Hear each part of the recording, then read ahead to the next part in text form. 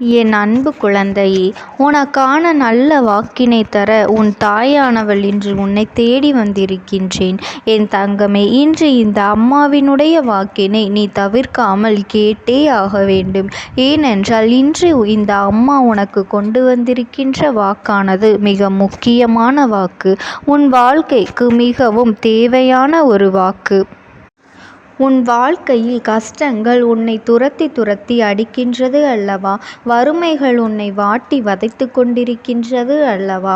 என் அன்பு குழந்தையே, உனக்கு வாழ்க்கையில் வருகின்ற கஷ்டங்களுக்கு என்ன காரணமாக இருக்க முடியும் என்று தெரியாமல் விழிப்பிதுங்கி நிற்கின்றாய் அல்லவா?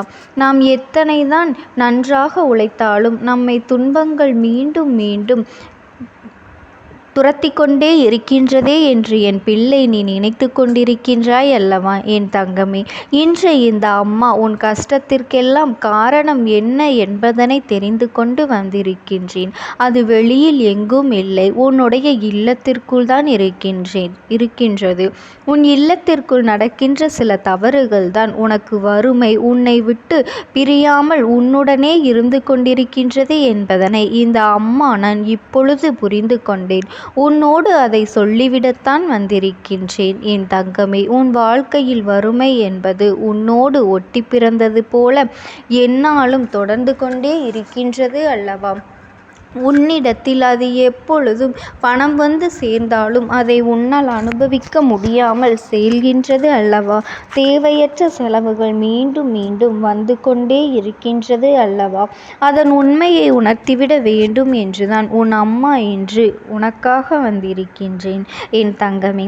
நான் சொல்லி முடிக்கும் முன்பே நீ நிச்சயமாக இதுவெல்லாம் உன் இல்லத்தில் நடந்து கொண்டிருக்கின்றது என்பதனை நீ புரிந்து கொள்வாய். ஏனென்றால் உன் அம்மா காரணம் இல்லாமல் எதையும் உன்னிடத்தில் கொண்டு வந்து சேர்ப்பது கிடையாது. எது பிரச்சனையாக இருக்கின்றதோ, எதனால் உனக்கு இப்படியெல்லாம் நடக்கின்றதோ, அது நல்ல விஷயங்களாக இருந்தாலும் சரி, கெட்ட விஷயங்களாக இருந்தாலும் சரி, அதை முன்கூட்டியே உன்னிடத்தில் சொல்லிவிடுவதற்கு உன் அம்மா நான் வந்து கொண்டிருக்கின்றேன் என் தங்கமே. உன்னிடத்தில் அதை பற்றி நான் சொல்லிவிடுகின்றேன். இதையெல்லாம் நீ நிச்சயமாக இன்று இரவுக்குள் தெளிவாக புரிந்து கொண்டு நாளையிலிருந்து இந்த தவறினை நீ ஒருபொழுதும் செய்யக்கூடாது என் குழந்தையே.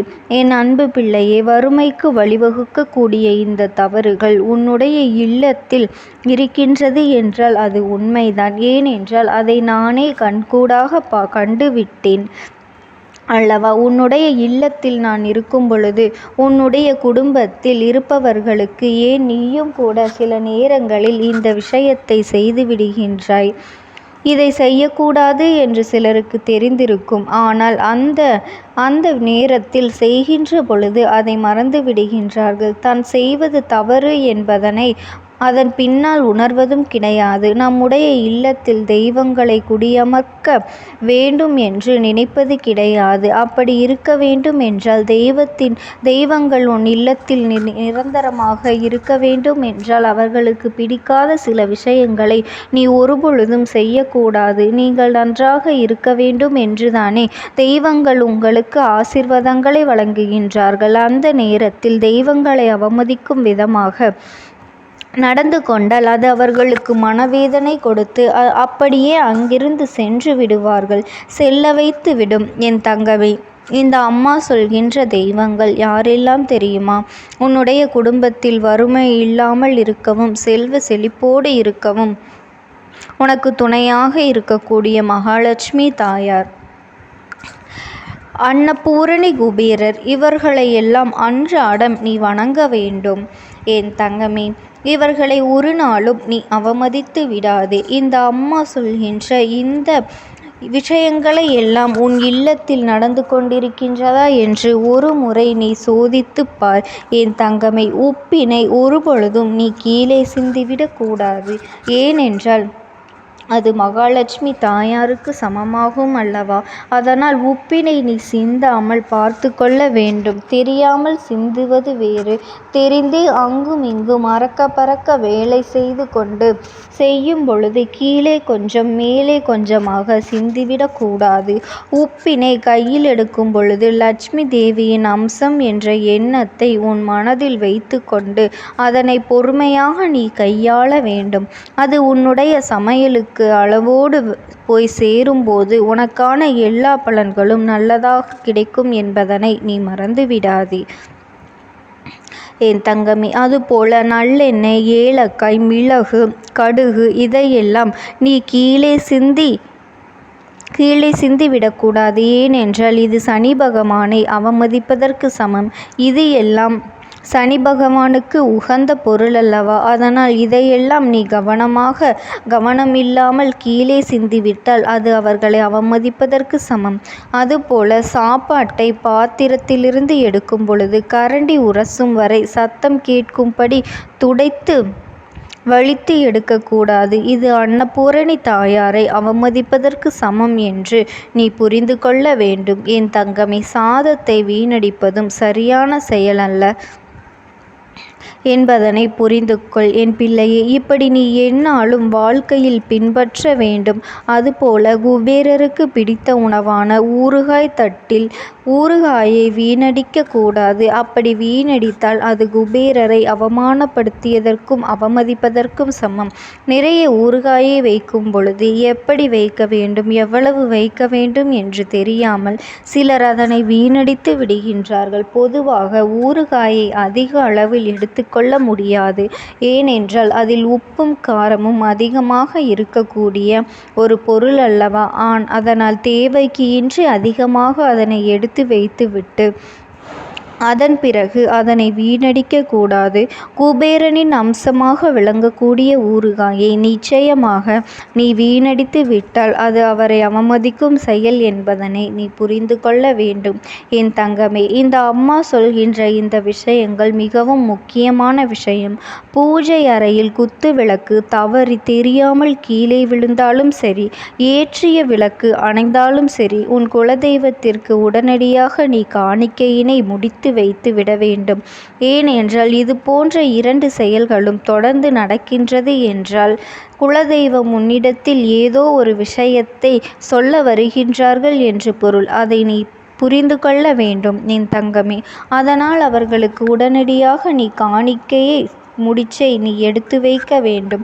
எப்போது அவர்களை காண வேண்டிய நேரம் உனக்கு வருகின்றதோ, எப்பொழுது உன்னுடைய குலதெய்வ கோயிலுக்கு நீ செல்ல வேண்டிய நேரம் உனக்கு கிடைக்கின்றதோ அன்று அந்த காணிக்கை முடிச்சினை நீ அங்கே கொண்டு சென்று உண்டியலில் போட்டாலும் சரி, அல்லது அதை வைத்து அவர்களுக்கு ஏதேனும் பூஜை பொருட்களை வாங்கி கொடுத்தாலும் சரி என் தங்கமே. இது போன்ற செயல்கள் எல்லாம் உன் இல்லத்திற்கு சரியாக நடக்கின்றதா என்று ஒரு முறை நீ சிந்தித்து பார்க்க வேண்டும் என் தங்கமே. நீ ஏற்றிய தெய்வம் அணைந்தால் வருத்தப்படாதே.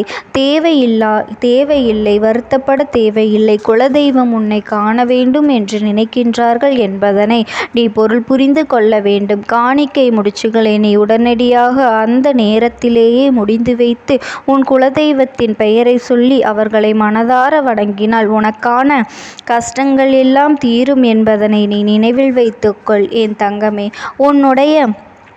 உன்னுடைய இல்லத்தில் இப்படியெல்லாம் சில தவறுகள் நடந்து கொண்டிருக்கின்றது என்றால், இது போன்று தவறுகள் நடக்கின்றதோ அதையெல்லாம் உடனே திருத்திக் கொள்ள வேண்டும்.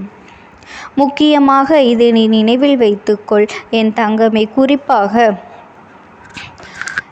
சாப்பாட்டினை கரண்டி அடியில் படும் வரை சத்தம் போட்டு வலித்து எடுக்காமல் அங்கு இருக்கின்ற 1-2 பருக்கைகளை அப்படியே விட்டுவிடு. ஏனென்றால் அந்த சாப்பாட்டினை நான் அப்படியே எடுக்கவில்லை என்றால் அது வீணாகத்தானே போகும் என்று நீ நினைக்கலாம். அது அப்படியல்ல. கடைசியாக இருக்கின்ற அந்த சாப்பாட்டை நீ கால்படாத இடத்தில் போட்டாலும் சரி, எறும்புகள் நடமாட்டம் இருக்கின்ற இடத்தில் போட்டாலும் சரி, யாரேனும் தாகத்திற்கு வைத்தாலும் சரி, யாரேனும் ஒருவருக்கு அது பயன்படக்கூடியதாக இருக்க வேண்டும். யாரேனும் ஒருவருக்கு அல்லது வாயில்லாத பூச்சிகளுக்கு அது உணவாக மாறிவிட்டால் உனக்கு மிகப்பெரிய பலன்களை அது கொடுக்கும். அதை வீணடிக்க வேண்டும் என்று உன் அம்மா நான் சொல்லவில்லை என் குழந்தையே. சில குழந்தைகள் நினைப்பார்கள், அம்மா நிறைய பொருள்கள் சாப்பிட முடியாமல் செல்கின்றது, அதை என்ன செய்வது என்று கேட்கின்றாய் அல்லவா என் தங்கமே. அதனை ஆடு மாடுகள் நாய் போன்ற விலங்குகள் உட்கொள்ளும் என்று நீ புரிந்து கொள்ள வேண்டும். அதனால் என் குழந்தையே, நீ இது போன்ற தவறான செயல்களை எல்லாம் செய்யாமல் தெய்வங்களுக்கு அடிபணிந்து தெய்வங்களை மதித்து அவர்களினுடைய கட்டுப்பாட்டிற்கு தகுந்து உன் வாழ்க்கையை நீ வாழ்ந்தாயானால் உன் வாழ்க்கையில் சந்தோஷம் என்றுமே நிலைத்திருக்கும். இந்த தாயானவளினுடைய அன்பும் ஆசீர்வாதங்களும் உங்களுக்கு ஒரு உரிமையாக கிடைத்துக் கொண்டே இருக்கும். ஓம் சக்தி. ஓம் ஆதிபராசக்தியின் வாக்கினை கேட்பதற்கு இதுவே உனக்கு கிடைக்கின்ற கடைசி வாய்ப்பாகவும் இருக்கலாம். அதனால் என் பிள்ளையே, இந்த வாய்ப்பினை நீ சரியாக பயன்படுத்தி கொண்டு அந்த ஆத்மா உன்னோடு என்ன பேச நினைக்கின்றது, அவர்கள் எதை உன்னிடத்தில் சொல்ல நினைக்கின்றார்கள், வெளிப்படுத்த முயற்சி செய்கின்றார்கள், எதனால் உன்னை தேடி வந்திருக்கின்றார்கள் என்பதனை எல்லாம் நீ தெரிந்து கொள்ள வேண்டும். என் தங்க பிள்ளையே, அவர்கள் எப்படி இந்த தெய்வத்தின் அருகில் வந்தார்கள் என்று நீ யோசிக்கலாம். என் தங்கமே, உன்னுடைய இல்லத்தில் சமீபத்தில் இறந்து போன ஒருவரினுடைய ஆத்மாவானது சில நாட்களாகவே உன் இல்லத்தை சுற்றி சுற்றி வருகின்றது. இந்த அம்மா அதனை கண்டுவிட்ட பிறகு, எதற்கு இங்கே சுற்றி கொண்டிருக்கின்றாய்? நீ இருக்க வேண்டிய இடத்தில்தானே இருக்க வேண்டும். என் பிள்ளையின் வீட்டில் உனக்கு என்ன வேலை என்று கேட்ட பொழுதுதான் அந்த ஆத்மா என்னிடத்தில் சொன்ன விஷயம், எனக்கும் என்னிடத்தில் இருக்க வேண்டும் என்றுதான் ஆசையாக இருக்கின்றது. ஆனால் சில விஷயங்கள் என்னை அங்கே செல்ல விடாமல் தடுத்து கொண்டு இருக்கின்றது. எனக்கு என்னுடைய குடும்பத்தில் இருக்கின்றவர்களிடம் பேசியாக வேண்டும். என் மனதில் தோன்றுகின்ற சில விஷயங்களை அவர்களிடத்தில் சொல்லிவிட்டால் நான் மனநிறைவோடு இங்கிருந்து சென்று விடுவேன்.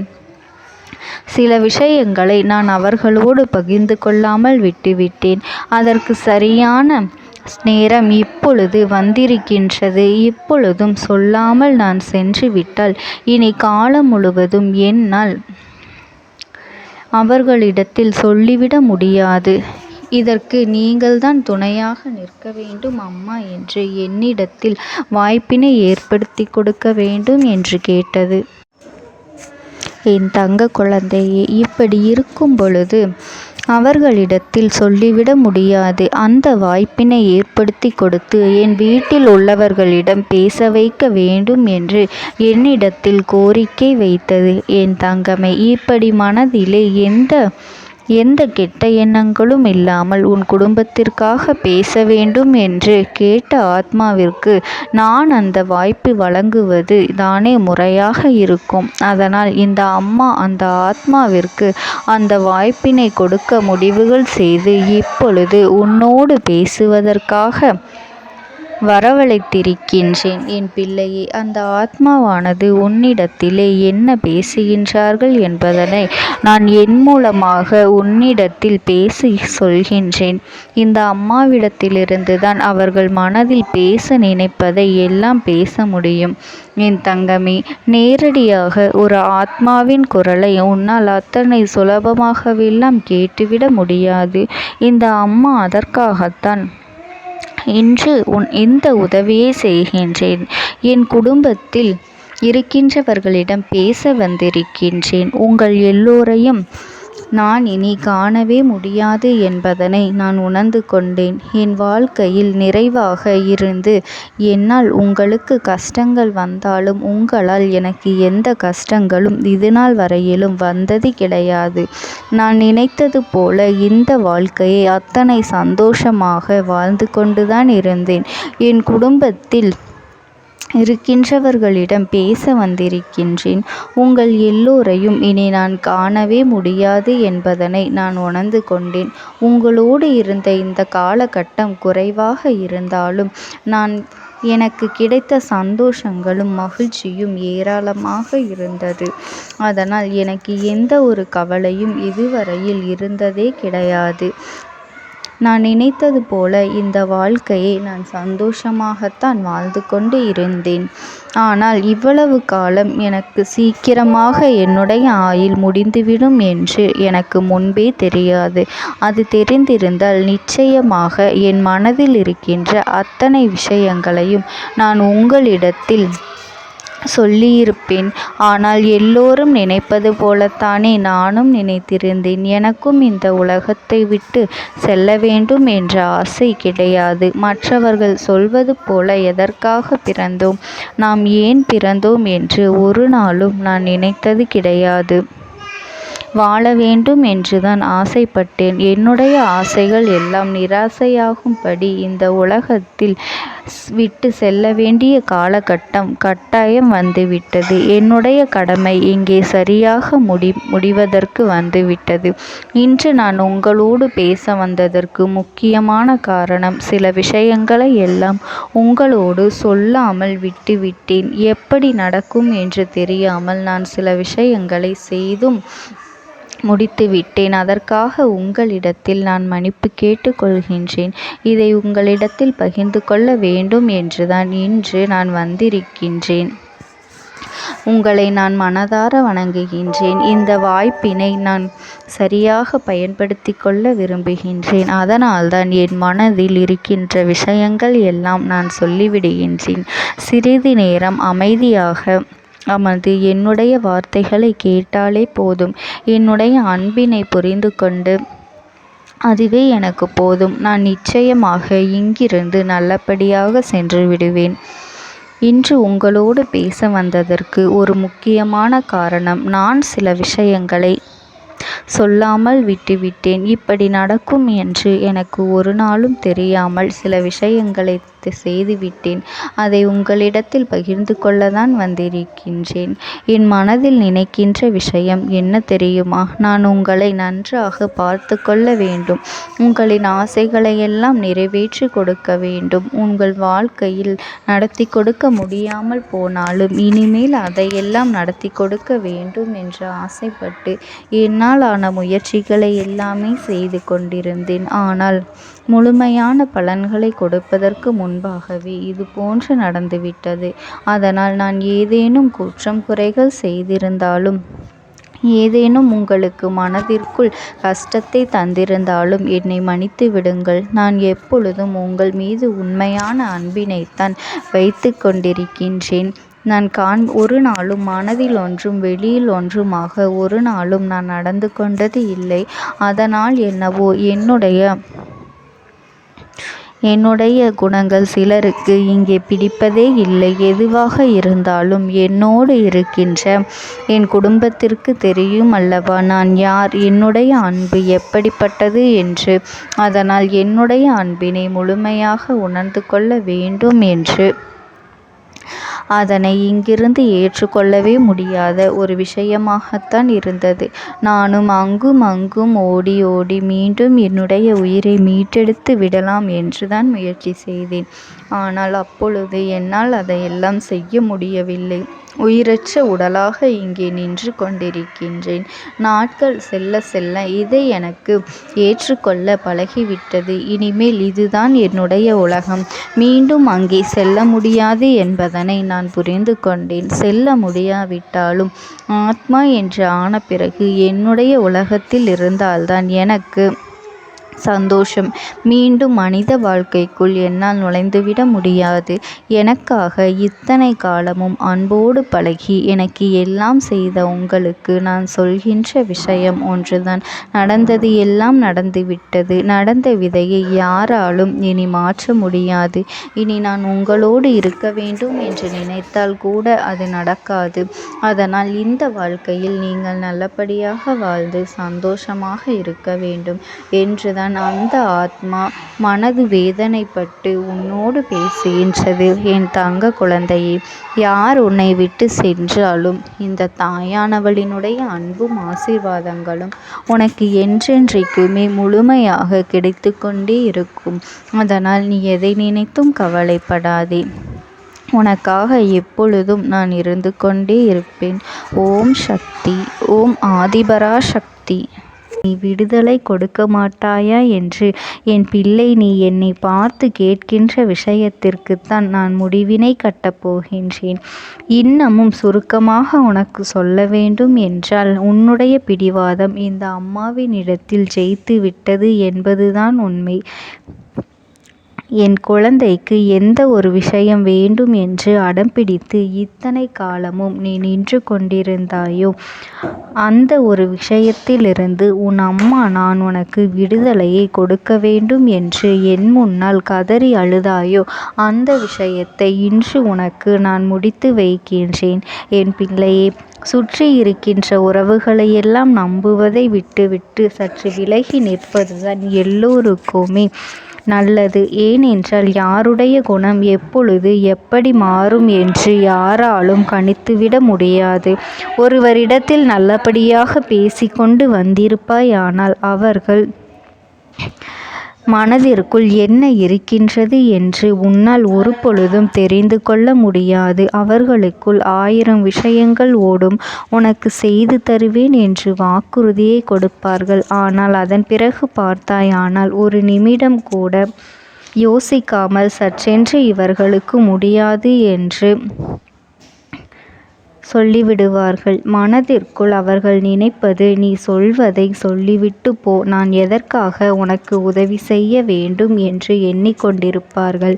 இது போன்ற போலிகள் அதிகமாக நிறைந்து இருக்கின்ற இந்த உலகத்தில் ஒரு விஷயத்திற்காக என் பிள்ளை நீ ஆசைப்படுகின்றாய் என்றால் அதை மிகவும் நான் கவனத்தோடு புரிந்து கொண்டு உன் வாழ்க்கைக்கு அது சரியா தவறா என்று, தேவைதானா தேவையில்லையா என்று, ஒரு வேலை கிடைத்தால் உன் வாழ்க்கை தெளிவாக இருக்குமா என்றால் நான் புரிந்து கொண்டுதான் உன் அம்மா நான் உன்னிடத்திலே சொல்ல முடியும் என்பதனை புரிந்து கொள். உனக்கு எத்தனை கால தாமதங்கள் ஆகியது என்பதனை அதனை புரிந்து கொள்ள அதை உன்னிடத்தில் ஒப்படைக்க வந்ததற்கு காரணம், பல அதிசக்தி வாய்ந்த பூஜைகளாலும் தெய்வங்களை நீ தொடர்ந்து வணங்கி கொண்டிருப்பதாலும் மட்டும்தான் உன் வேண்டுதல்கள் உச்சத்தை தொட்டுவிட்டது. தெய்வத்தின் மனதை நீ தொட்டுவிட்டாய். இனிமேல் உன்னிடத்திலிருந்து தெய்வத்தினால் தப்பிக்க முடியாது. நிச்சயமாக இனிமேல் இதனை நீ கொடுத்துதான் ஆக வேண்டும். எந்த எல்லைக்கும் செல்வதற்கு தயாராகிவிட்டாய். கடவுளுக்கு என்னென்ன செய்ய வேண்டுமோ அதையெல்லாம் என் பிள்ளை மனதார செய்து விட்டாய். உன்னுடைய அன்பிற்கு இந்த அம்மா நான் 5வது நாள் உன் வாழ்க்கையில் மிகப்பெரிய பிரச்சனையை தீர்த்து கொடுக்கின்றேன். அம்மாவினை நம்பினால் உனக்கு சத்தியம். என்னை நீ நம்பவில்லை என்றால் இந்த அம்மாவினால் நிச்சயமாக எந்த விஷயத்திலும் இதற்கு பொறுப்பாக முடியாது. உனக்கு நடப்பதை கூட நீ உணராமல் இருந்துவிட்டு நிச்சயமாக உன்னுடைய மனநிலையில் தான் மாற்றங்களை கொண்டு வர வேண்டும். இதனை புரிந்து கொள். ஒரு முறை அல்ல, பல முறை இதை நான் சொல்லியிருக்கின்றேன். வாழ்க்கையில் தெய்வத்தினுடைய சக்தி வந்துவிட்டது என்றால் உனக்கு பல நல்ல விஷயங்கள் செய்வதற்கு முயற்சிகளையும் செய்து கொடுத்தது. ஆனால் என் பிள்ளை நீ உன் மனதிற்குள் வைத்திருக்கின்ற தேவையற்ற எண்ணங்களால் அதை தொலைத்து விட்டாய். ஒரு பொழுதும் நீ தொலைக்கவும் மாட்டாய். தொலைக்க இருக்கவும் கூடாது. ஏனென்றால் உன்னோடு இருப்பது இந்த அம்மாவாகிய நான். உன் வாழ்க்கையில் நல்லதை செய்து கொடுப்பது உன் அம்மா நான். உனக்காக இந்த வாழ்க்கையில் எந்த எல்லைக்கும் செல்ல தயாராக இருக்கின்றேன். அதனால் இனி துணிந்து இறங்கு. எண்ணி 5வது நாள் நீ விரும்பிய விஷயம் உன் கைகளில் இருக்கும். எந்த முயற்சிகளையும் செய்யாமல் அம்மா தரவில்லை என்று ஒரு நாளும் என் மீது பழி போட உன்னால் முடியாது. நீ முயற்சிகளையும் உன்னுடைய உழைப்பையும் சரியாக செலுத்திவிட்ட பிறகு நான் கொடுக்கவில்லை என்றால் என் மீது கோபப்பட உனக்கு அத்தனை உரிமையும் இருக்கின்றது. இதற்கு மேலும் என் குழந்தை கஷ்டத்தை சந்திக்க வேண்டிய அவசியமில்லை. எவ்வளவு தூரம் முடியுமோ அவ்வளவு தூரம் இந்த வாழ்க்கையில் உனக்கான விஷயங்களை நீ பெற்றுக்கொள்ள தயாராக இருக்க வேண்டும்.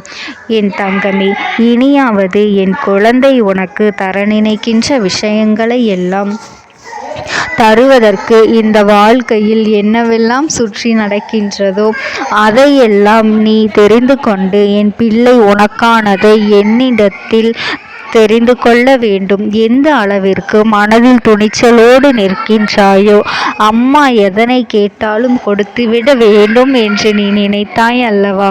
அன்று உன்னிடத்தில் தட்சணை கேட்டேன், மறக்காமல் கொடுத்தது என் பிள்ளையே. என்ன கேட்டால் இந்த அம்மா உன்னுடைய அன்பையையும் உன்னுடைய நம்பிக்கையையும் மட்டுமே கேட்டேன். இன்றும் உன் அம்மா அதைத்தான் உன்னிடத்தில் கேட்கின்றேன். அம்மா கேட்டால் எதையும் கொடுக்க துணிந்த என் பிள்ளை, இனிமேல் நம்பிக்கைக்கு நான் நிச்சயமாக உன் நல்ல நிலையை நீ அடைந்து விடுவாய்.